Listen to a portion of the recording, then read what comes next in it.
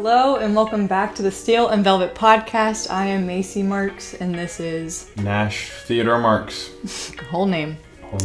Today we took a week off last week, but now we're back and we're talking about comfortability. Yeah. What does it mean to be comfortable in a relationship? Healthy and unhealthy. I think there are two different sides to that, so I wanted to talk about that today, and we wanted to talk about that today, not just me. So, Nash, take it. Yeah, I'll just sit here in the chair. No, absolutely not. Yeah, but when we were talking about what we were going to talk about, I was reminded of like a date that we had where we were pretty intentional about it. I remember I got off work, and you were like kind of getting this picnic set up, and then I came in and like helped you with it. We packed all of our bags, like got a blanket, some food, cooler bags, sandwiches, probably some fruit, LaCroix, maybe it might have been Celsius. Oh yeah, like a good Celsius. That was like my peak Celsius infatuation, where it was really starting out, or I guess not peak, but you're still there. It was starting to introduce into my life, but now I have a Celsius all the time. Addict. It's bad. I mean, so am I. Yeah.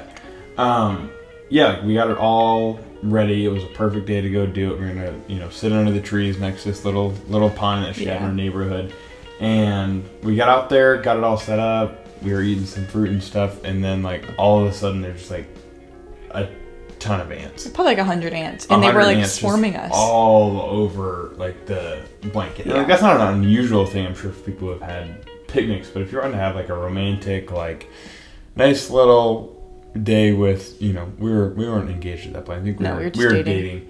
But we were so intentional about it, and like put in the work for the date, and it still didn't work out. But like we had fun and we laughed at it, and so it's like, even though the work is put in, there still is like joy that comes out of like those mess ups. Yeah. And as long as you're comfortable with, that happening, I don't know. I just think, when we were talking about the topic, I was reminded of that story, and just I need to be comfortable with each other to be able to laugh at those moments, I think. Yeah. I think of another time we went to, we used to live in Orlando, and so one time, it was like one of the first dates I ever planned for Nash and I was like, we're going to Disney. We're not going to go inside Disney, but we were going to like ride the tram around. Oh, and that was like really intentional on my part, where I was like, I don't plan dates usually, but I'm going to do it this time. Yeah. We go.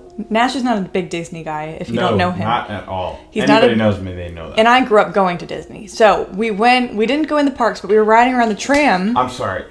Why are you going to sit in a line for an hour and a half to ride a 45-second ride? That does not make sense. It's the happiest place on earth. Somebody tell me why you would do that. But that makes no sense. Anyway, we didn't even go inside Disney. This is just a tram around, and it was like Christmas. We were going to go to all the hotels and look at all the Christmas lights. And it was pretty. If you've done it before, I think it's really fun, and I grew up doing it a lot. And I was so excited to finally introduce you to this tradition that my family had been doing for years. We go, and I just didn't take into account that you didn't like Disney. And then I was like so fixated in my mind that you were like not enjoying it, which you never once displayed it. But I like... Good. Yeah, but like you're saying, like you can be intentional so much, but God can turn that into a different memory. Yeah. And that date rings in my head so often because of how it played out, Yeah. Like even though it wasn't like we planned, it still was the act of intentionality, and we still talk about it to this day. Yeah. So, yeah. And I remember you were honestly not thrilled with how that date was going. No. And that kind of segues into what I was wanting to talk about. Kind of this first part is things you should get comfortable with. Yeah. And with your spouse, what they do is number one is their personality. Yeah. And your personality on that date, you were mortified that it just wasn't going to plan. Yeah. But I was not, like, I knew it wasn't going great. It just it wasn't like but I wasn't acting that way. And so had I been uncomfortable with your personality, I probably would have showed it a little more. But knowing your personality, I was just going to let you do that. I think I tried to reassure you as much as I could. You probably tried to do it like 30 times, but I think we're probably a year. But at a certain point, you just got to go, okay. You just got to let them do it. And then after a little while, you realize like, okay, he's being, sweet about it. It's not as big of a deal as I'm thinking. But just to get comfortable with the personality because it's not sinful. Yeah. Husbands and like wives, like, yeah, boyfriend, girlfriend, it might be annoying sometimes, right? Like, I know I can annoy Macey very well. When I'm trying to get his opinion on something and he's like, do whatever. I don't care. She's not a big fan of that one. Him saying I don't care hurts more than you choosing the wrong thing. I don't even. Sure is like. Sure is like, why would you even ask me that? Yeah. But I don't know. But being comfortable with their personality, because in a lot of situations they're gonna bring something different than the table, and at a certain point it becomes a pride thing. Yeah. Because you're not looking for any different ideas. You know, you're not looking for any kind of innovation on situations. Instead, like, you have a spouse or a boyfriend, girlfriend. God put that person in your life for a reason. Instead of seeing your spouse's personality or quirks as a good thing and as something that could further the kingdom, like, I'm super extroverted, as we've said before, and I think God gave that to me so I can be relational with people. And Nash being more calm, if he came into our relationship and was just like, you're too happy, you're too bubbly, or whatever it may be, then that's where I feel like it would be conflicting, and that's an unhealthy view on personalities, like, which some people do that, and it might be our natural instinct to just be like, okay, accommodate to how I am. I want you to be just how I am, then we'll get along all the time. Because being different personalities, Nash and I sometimes can have us butt heads in certain situations. True. But seeing our differences as a way to benefit the kingdom, like, I can do some stuff with my personality that you can't do with yours. But you can do amazing things with your calm demeanor that people really want to go to you for, like wisdom and stuff like that. So we have different gifts. So seeing your spouse's personality as a gift. But you're a very wise person. Thank you. I just really like to talk. So I was even saying that we left church this Sunday, and I was like, I need to learn to just slow down and not cut people off when I'm excited, because I think that can come off pretty abrasive when I first meet people, but trying to hone it in a tiny, tiny bit. Yeah. And kind of along with the personality is my second point, and honestly my last point for what to get comfortable with, because if you get these two things, you're really, for the most part, understanding that person. And the second one is just their rhythms. You know, most likely there's mice in here. Mice likely. Anyway, keep it going. Mice are not likely in this room. No worries. But most likely, you and your spouse or boyfriend, girlfriend, whatever it is, have very different, if you're like Macy and I at least, rhythms. But most people that I've talked to, they have very different rhythms or, routines with how they're functioning day to day, or vacation, or like an activity-filled day, whatever it is. All those things can be so different. But if you just kind of accept it and get comfortable with those differences, and obviously if they're, genuinely like toxic traits or whatever, I'm going to go gamble for the weekend. Yeah. Like, sometimes that's probably not a wise activity. Sometimes that is not a wise activity. Right. So then I would say pull them aside. But just, if I want to go shopping or even just go walk around Target. Why don't you talk about our differences? Well, I feel like we've said it a lot on the podcast before. Yeah, you're kind of just talking about it, I guess. I just really like getting out. I love being in the sun, in the natural. I like being in the sun. Yeah, but you could literally just sit in a chair in the sun. I like to walk around. I like to go see different parts of the city. Like, I lived in Orlando for 20 years, and I still wanted to go find new places to go. Like, it was never enough, I just wanted to keep finding new places. Yeah. So that's kind of been the case coming up here. But I just like to go see new stuff, and I like to be out. I don't like being confined to four walls, and it kind of drives me insane to be inside. Yeah. But now I've come to appreciate watching 2 movies in a row and just vegging out with some sweets, which can be dangerous for me because I can devour some sweets. But it's just nice, though, to see how we've both adapted to each other. And I think that the more you practice the small little accepting your partner's personalities more often, that stretches into other actions and disciplines in your life. And I think that's something else you want to talk about, was discipline when it comes to these things. Yeah. That's what I'm going to probably wrap up with. Just kidding. We'll sneak peek to what we're going to talk about. That'll be the last point. Yeah. I think that's good. Now, for the things to not get comfortable with. So don't get comfortable with lazy date nights. Yeah. I'm sure everybody has heard this, and we had heard it.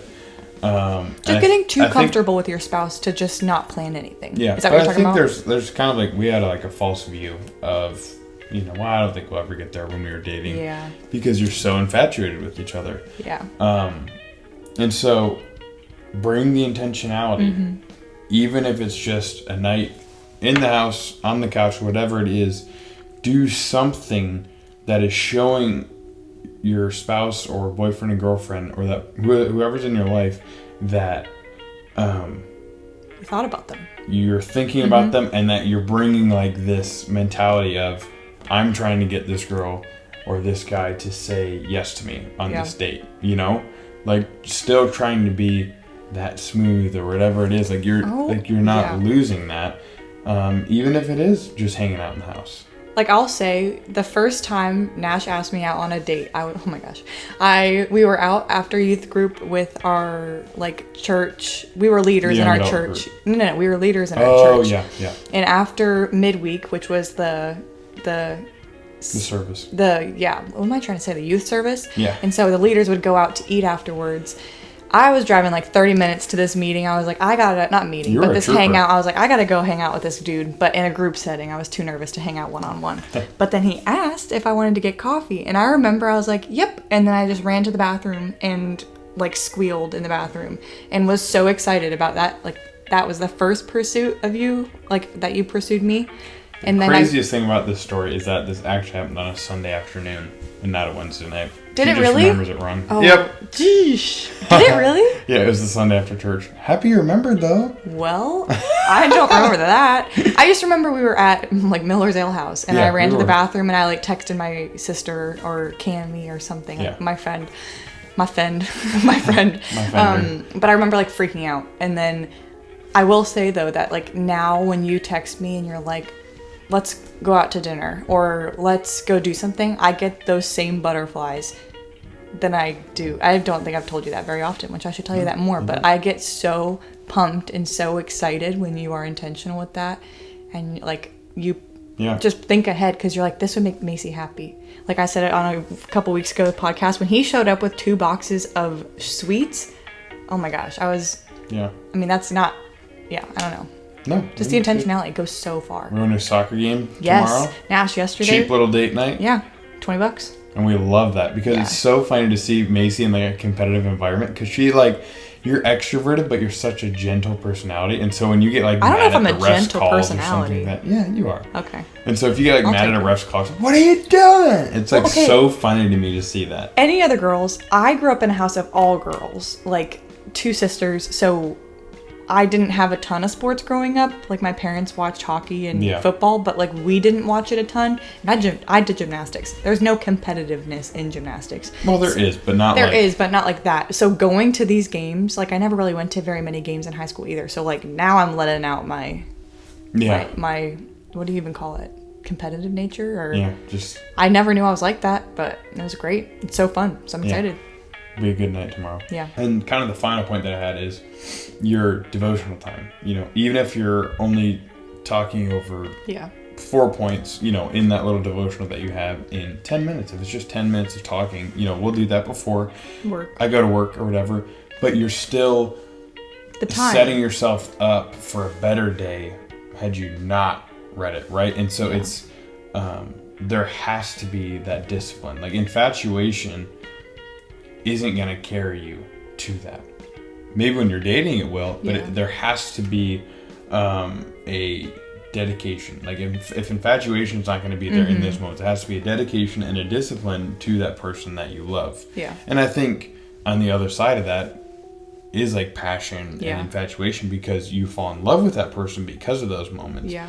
But infatuation in and of itself is not always going to carry those moments. I think now in this worldly climate of just what's going on in celebrity world, and even more just mainstream and daily life, is just constantly trying to fix your appearance.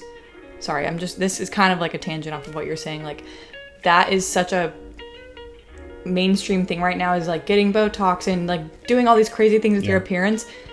I got Botox. Why are you saying that? Okay, whatever. I got Botox. But trying to prolong your beauty, it's not naive to think, like, don't be naive to think that you're gonna just not age. Yeah. Like, you married me for my personality. I did. I hope you think I'm attractive. I do. And I believe he thinks I'm attractive. I do. But that beauty is going to fade. But that beauty is not, it's not the thing that reigns true. I heard once in a book, or read once, I guess, that wisdom reigns over beauty, like physical beauty. And someone who is wise and like way beyond their years, or the way you carry yourself. Yes, like that beauty goes so much further than any physical beauty could. And so to really prioritize, like you're saying, those relationship, or like the spiritual side of your relationship. I mean, you hear it in the Christian world of be one with God and then be one with your spouse. Yeah. That's so true, and I know it sounds cliche, or you might hear it over and over again, but it is so true, because if you don't spend even 10 minutes, just a few points, talking about these little things, I don't know, like read a verse together and then dissect those it. Those little things stem into carry much over bigger. and multiply into, things that are now concrete foundations in your relationship, though. And I think because you took those 10 minutes in the morning. And that discipline, I think we are very blessed to have been able to start doing that earlier on in our relationship, and I think we're reaping that harvest. I think we're really and we're going through our devotion for the second year now in a row, and I think even though every single day is not applicable in the moment, we know that we can turn back to those certain days or those topics that we've read about and apply them to different stages of life. In the heart or in the mind. Yes. And so, and the act of waking up, making coffee, or you cracking open a Celsius and just sitting on the couch talking about this stuff in the sun as the sun's coming in the windows, like that is just the most beautiful way to start a day, and to like center you, your spouse, and your relationship first thing in the morning. It just, there's nothing better than that. And like we can attest to the benefits of that. And I think discipline is really hard in this day and age. That sounds so like, I've heard it so many times, like, but it's so true. And it can really affect all the areas of your life. So I think, that's good. Or I just complimented myself. That's good. That's good. Hey, I'm so proud of you. Well, there needs to be, if you didn't hear anything, hear this. There needs to be a little bit of discipline in your relationship. Yet a comfortability with what your spouse is and how they operate. There's good and bad comfortability. If your spouse isn't doing something sinful, then just love them for their differences. It's good. I just complimented myself again. You did. I don't know what's happening today. Kind of tooting my own horn. But yeah. All right, y'all. What's a challenge that they could do this week? Ooh.